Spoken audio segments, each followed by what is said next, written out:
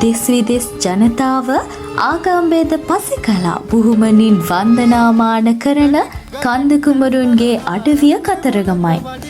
එය ශ්‍රී ලංකාවේ මැණික්ගඟ අසබඩ යාල ජාතික වනෝද්‍යානයට යාබදව පිහිටා ඇති ඓතිහාසික ප්‍රදේශයකි. පුරාණ රුහුණේ ප්‍රධාන නගරයක්ව පැවති මෙම ප්‍රදේශය ඌව පළාතේ මොනරාගල දිස්ත්‍රික්කයේ පිහිටා තිබෙනවා.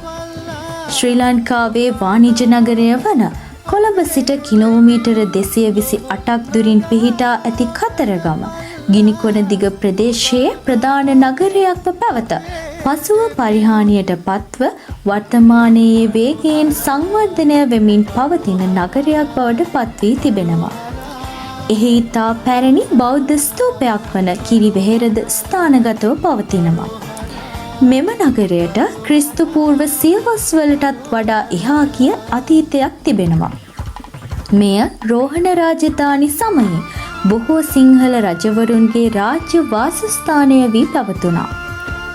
1950 වර්ෂයේ පමණ සිට මෙම නගරය නිරන්තර රාජ්‍ය ආයෝජන හේතු කොටගෙන පොදු ප්‍රවාහනය, වෛද්‍ය පහසුකම් සහ ව්‍යාපාර සංවර්ධනය හා හෝටල් සේවාවල දියුණුවක් අත්කරගෙන තිබෙනවා.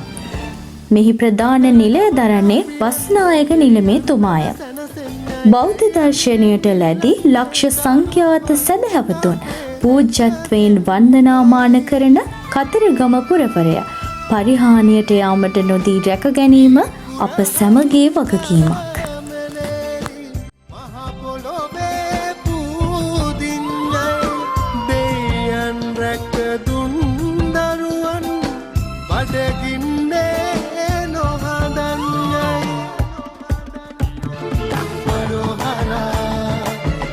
Hara